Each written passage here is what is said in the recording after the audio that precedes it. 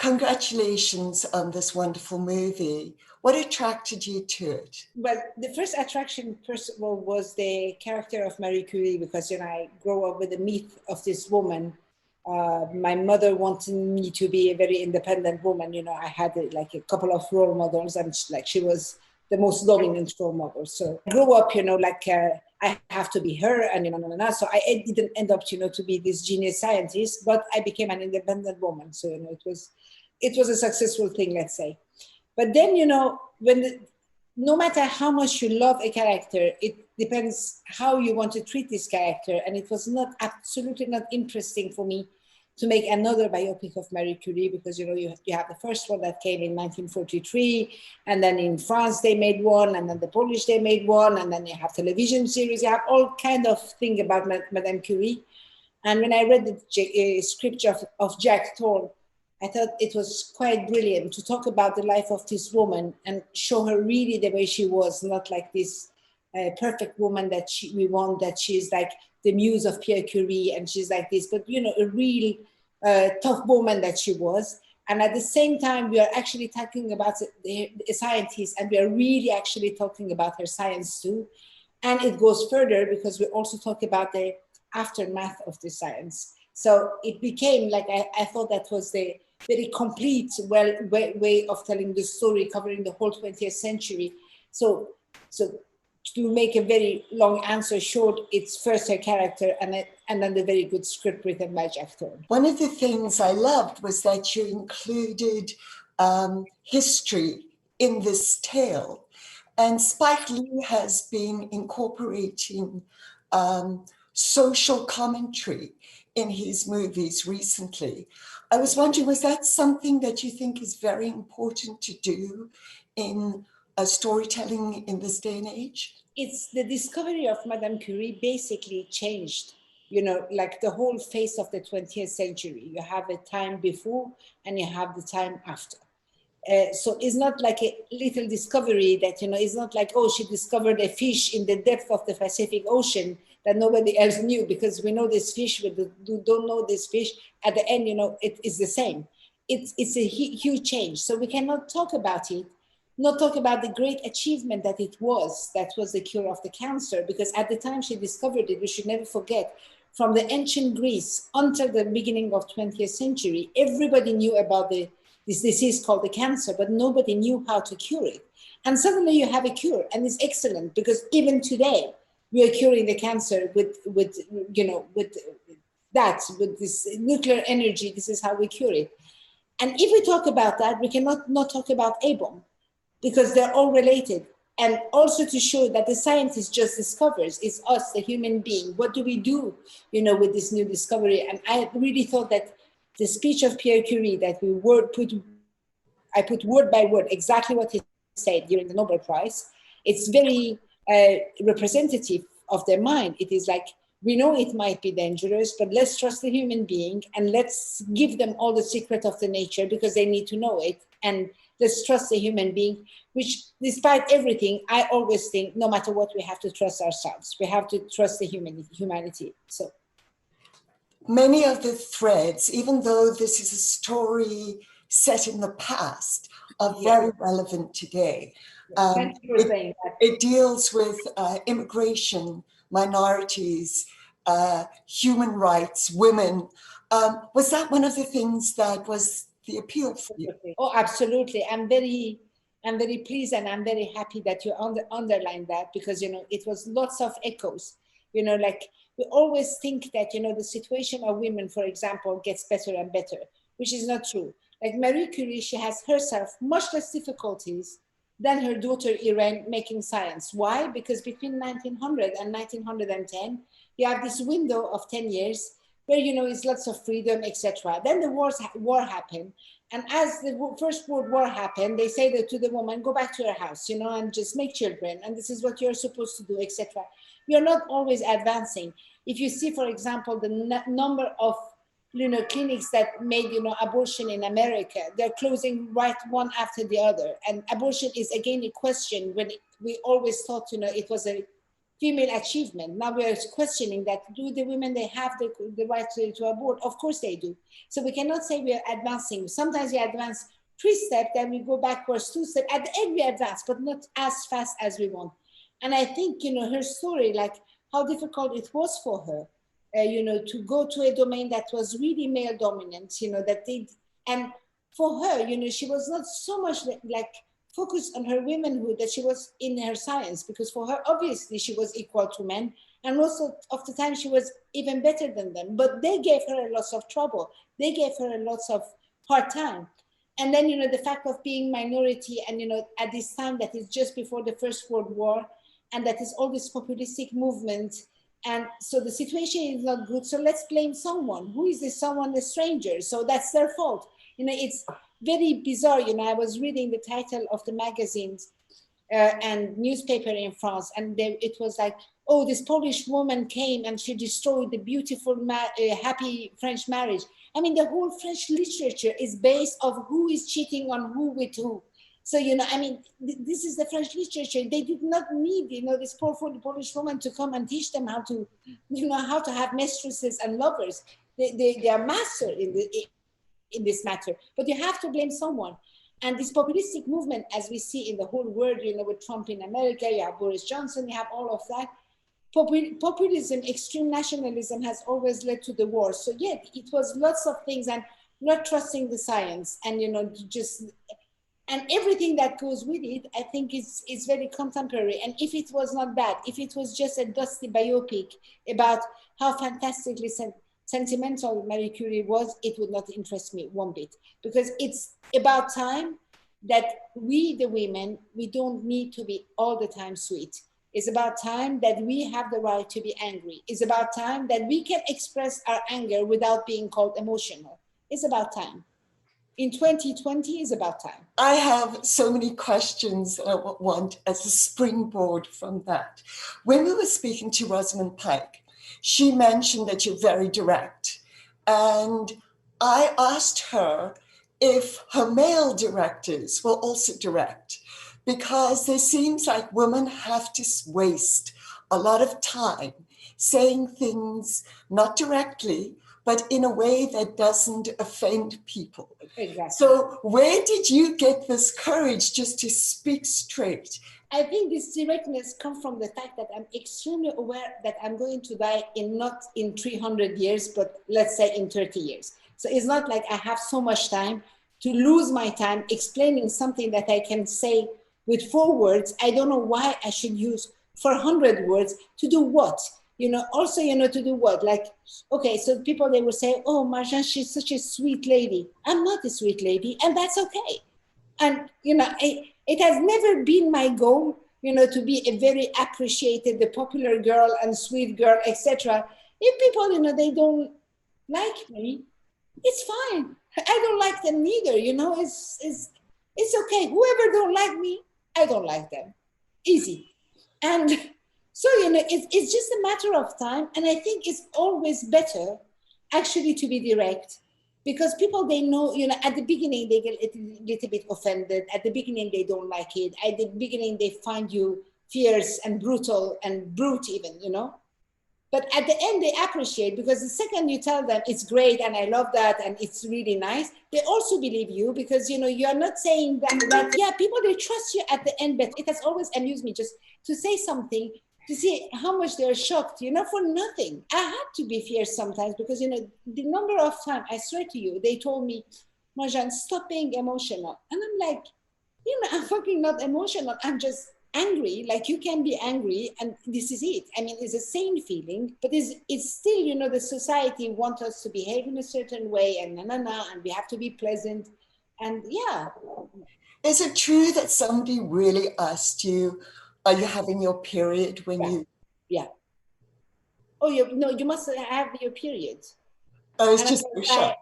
It's shocking, because, it's like, no, the problem is not hormonal. I mean, I don't talk about your testicles. Maybe you have some testicles problem too, like, I don't go there. So don't go there neither. It's a private domain. Even if you think it, you keep it for yourself out of politeness. You don't say it. Yeah, it has happened to me many times, many times. It's shocking. I also wanted to ask you, you've done work based on graphic novels, and graphic novels are seen as young male domains. Yeah. And they don't really cater to the female perspective. So talk about what attracted you to the graphic novel as a young woman. What was your exposure? First comics, that is a comic strip that came in a newspaper. So who is reading the newspaper? The man comes from from work, he sits. Lady brings, hello darling, do you want a drink? Yes. The man is reading the newspaper.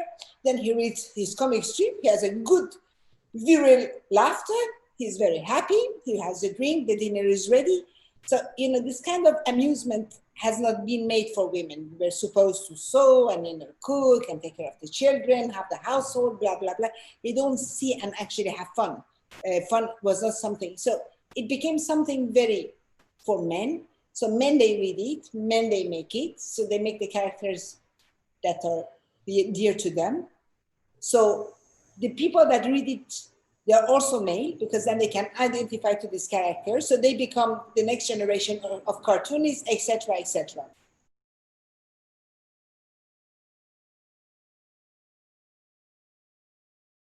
Mouse of our Spiegelman, they're giving me for my birthday. And I read, and I'm like, I'm blown away, because suddenly I have the story of the Shoah, and somebody has written that, which is a very, very emotional, serious, sensitive, deep story.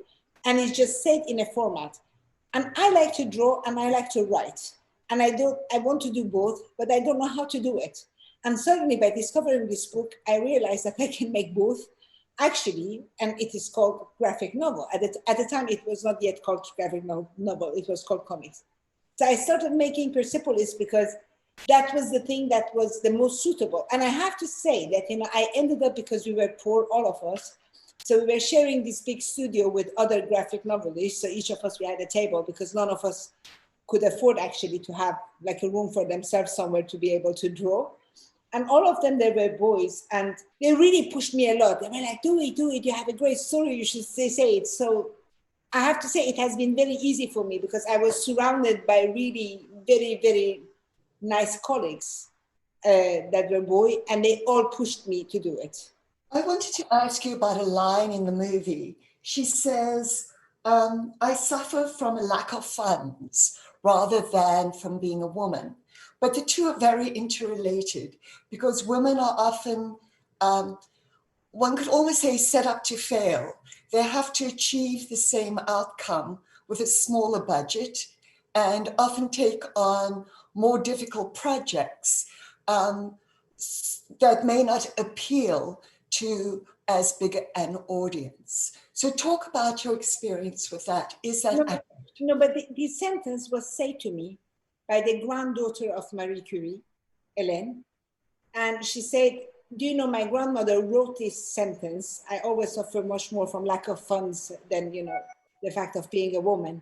Please put that in your film, because that is what my grandmother wrote to my mother, Irene Curie.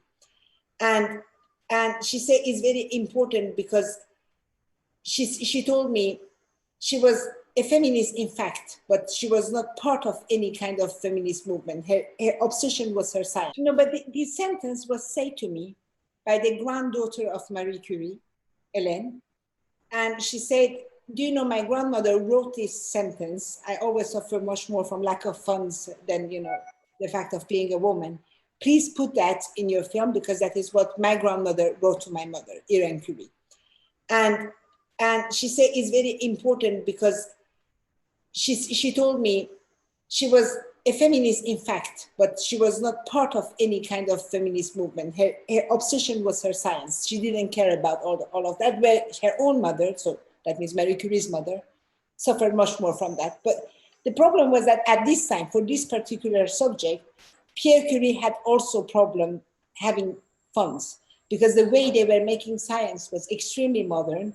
They were like maverick. They were not doing, like they were making mischief. They were not doing what they had to do. So, like the scientific community, they more go towards the people that are more like them. So they were inventing something new. So they always had a very small lab, etc. Everything became better much later. But it's true that it's very bizarre, like in Hollywood, it's not that they won't trust a woman, for example, to me to direct something. Until a certain budget, they will trust me doing it. After a certain budget, I don't know why, but they think that I don't know how to deal with the money, or they think if I have too much money, I will go and buy myself Prada shoes, or, like I will do something bizarre with it. I mean, if you're responsible of $10 million, then you're also responsible of $100 million.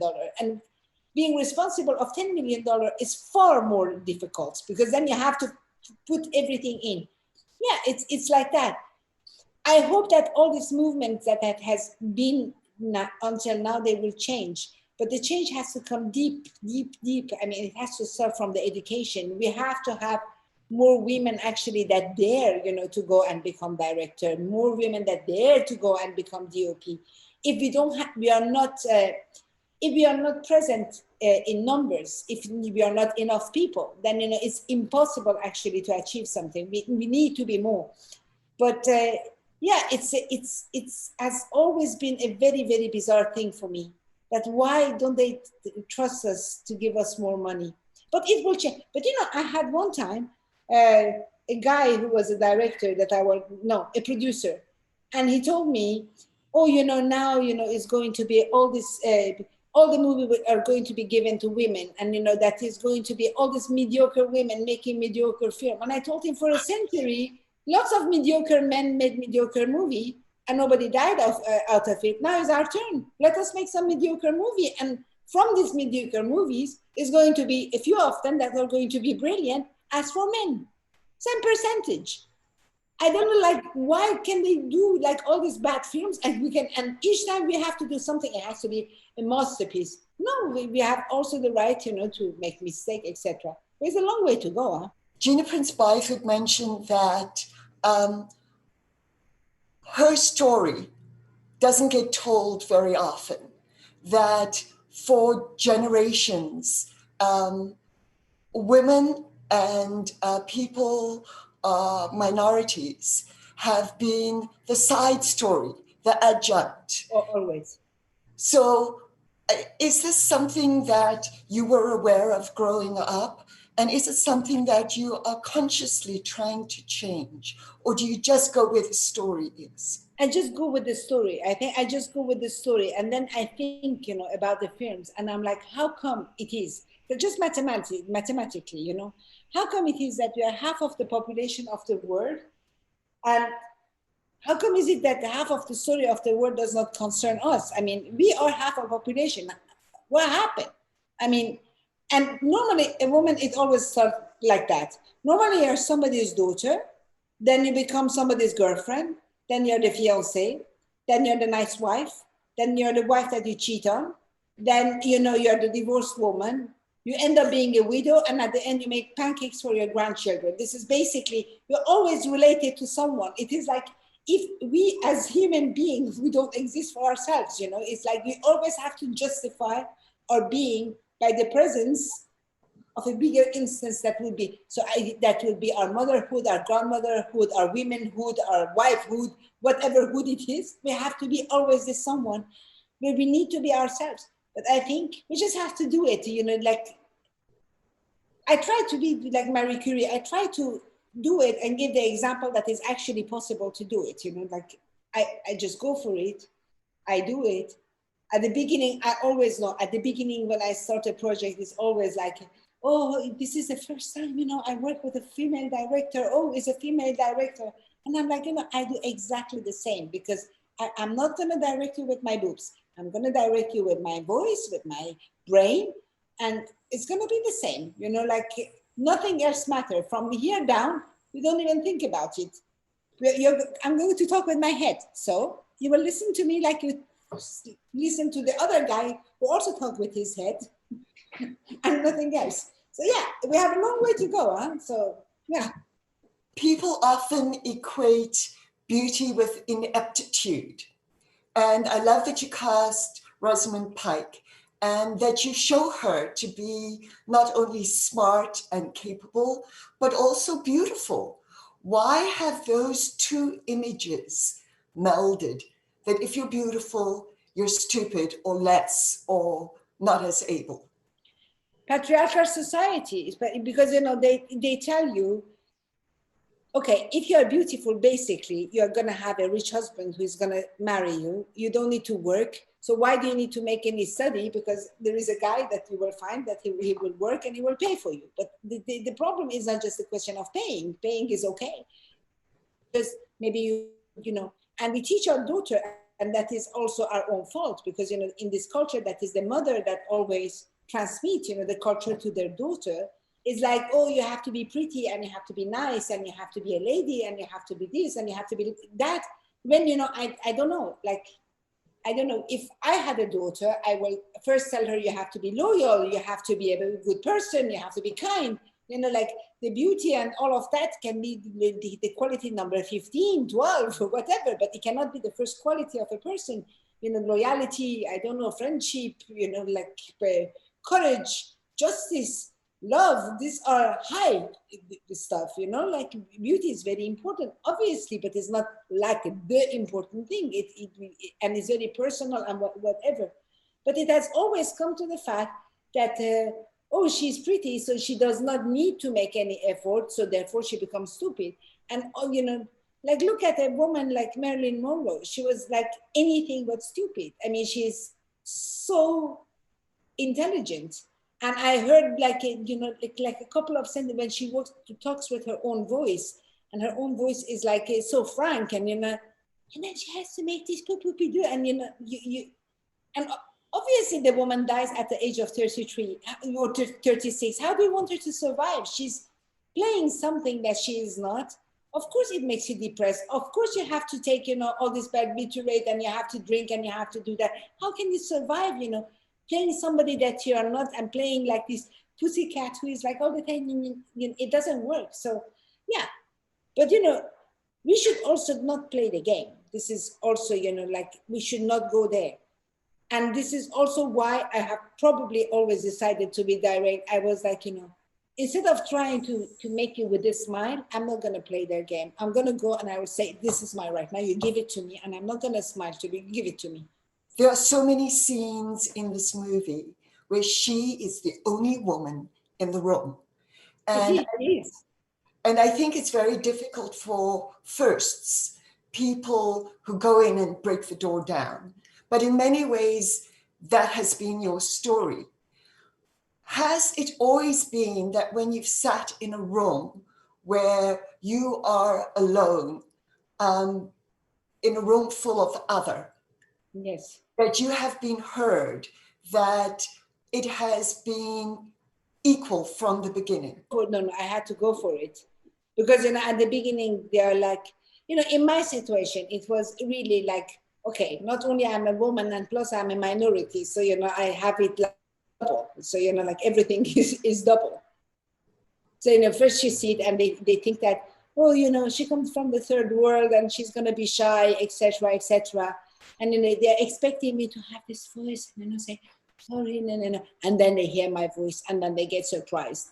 And then that is where I like it. Because, the fact is that because I have been brought up, with the parents that they told me, especially in a country that I come from, when that patriarchal culture is very present, and, the Islamic Republic does not help anything in improving that.